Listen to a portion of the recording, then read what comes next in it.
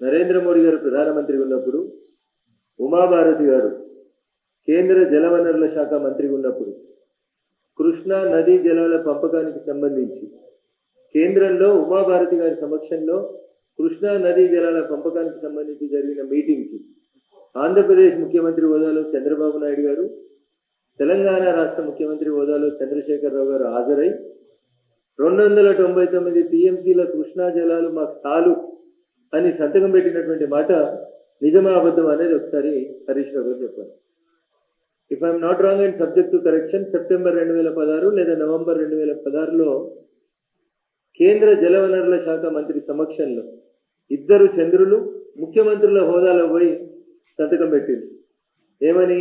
తెలంగాణకు 299 టీఎంసీల నీళ్లు చాలని ఇద్దరు, చంద్రశేఖరరావు గారు, చంద్రబాబు నాయుడు గారు ఇద్దరు కలిసి ఆ రోజు సంతకం పెట్టినటువంటి మాట ఎట్లా మర్చిపోతా ఉన్నారు అనేది ఒకసారి హరీష్ రావు గారిని అడుగుతా ఉన్నారు. ఏం చేసిరు మీరు? 2016 నుంచి 2023 దాకా ఈ రాష్ట్రంలో అధికారంలో ఉన్నది ఎవరు? బహుశా హరీష్ మర్చిపోయినట్టున్నాడు. ఆయననే నీటిపారుదల శాఖ మంత్రి. మొదటి tenure of Telangana TRS party ప్రభుత్వ హయాంలో నీటిపారుదల శాఖ మంత్రి ఎవరు? హరీష్ రావు గారు. కృష్ణా జలాల మీద చంద్రశేఖరరావు గారు సంతకం పెట్టినప్పుడు నీటిపారుదల శాఖ మంత్రి ఎవరు? హరీష్ రావు గారు.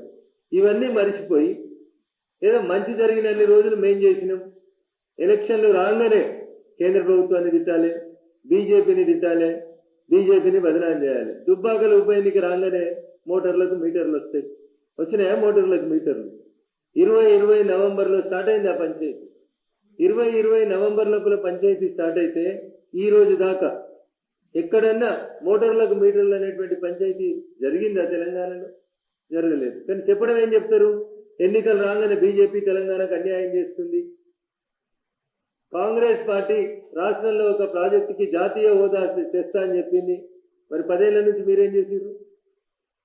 గుడ్డిగాడిదల పనులు మీద మాటలు బాగా వస్తాయి. ఇలా తెలంగాణలో బీజేపీ లేదు, మెదక్లో బీజేపీ లేదు.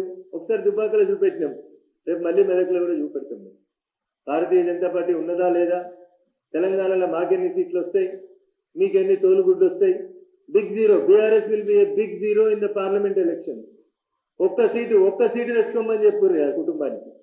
నిజంగా మీకు చేతనైతే, మీ పరిపాలన మీద మీకు విశ్వాసం ఉంటే, మీరు చేసిన 10 ఏళ్ల పాలన మీరు గొప్పగా చేసినామని అనుకుంటే, నేను ఓపెన్ గా సవాల్ విసురుతున్న బీఆర్ఎస్ పార్టీ నాయకులకి. మాటలు బాగా మాట్లాడుతూ ఉన్నారు రోజు తలుపులు పెట్టుకొని. మీ 5 ఉన్నారు కదా, ఆల్రెడీ పోటీ చేసిన వాళ్ళు 4, దొడ్డిదారులు వచ్చిన సడకుని కొడుకు సంతోష్, 5 ఉన్నారు కదా. మీ 5 పోటీ చేయరు ఎంపీలకి. మీకు నచ్చిన ఎంపీలు పోటీ చేయండి. ఒక్కటి గెలువరు మీ కుటుంబంలోకి వెళ్ళి. మీ 5 ఇళ్లలో ఒక్కడు గెలువరు ఈ కుటుంబంలోకి వెళ్ళి పోటీ చేసి. కేసీఆర్ గారు చేస్తారా, కేటీఆర్ గారు చేస్తారా, హరీష్ చేస్తాడా, కవిత చేస్తుందా, సడకుని కొడుకు సంతోష్ చేస్తాడా, మాకు సంబంధం లేదు. మీ 5 రాండి పోటీలోకి. తెలంగాణ సమాజం ఎదురు చూస్తుంది. మీరు ఎప్పుడు వస్తారా, ఎప్పుడు కర్రు కాల్చి వాత పెడదామా అని. కేసు నేను ఓపెన్ గా చెప్తా ఉన్నా, తెలంగాణలో ఉన్న 17 పార్లమెంట్ సీట్లలో BJP will be the number 1 party. We will get highest seats in Telangana when compared with other political parties that are existing in Telangana. Case ఇది సవాల్ అనుకుంటారా, ఛాలెంజ్ అనుకుంటారా? నిజంగా మీకు చేతనైతే మీరు రాండి, 5 రాండి. ఎవరికి డిపాజిట్ వస్తుంది, ఎవరికి డిపాజిట్ రాదు, ఏ ఊర్లో ఏ పార్టీ ఉన్నది, ఏ ఎంపీ ఎవరు గెలుస్తారు, ఫీల్డ్లోకి రాండి. ఎందుకు? ఇంకో 15 రోజులు అయితే అనౌన్స్ అవుతాయి కదా, ఎన్నికలో షెడ్యూలో నోటిఫికేషన్ ఏదో ఒకటి వస్తుంది కదా. రాండి.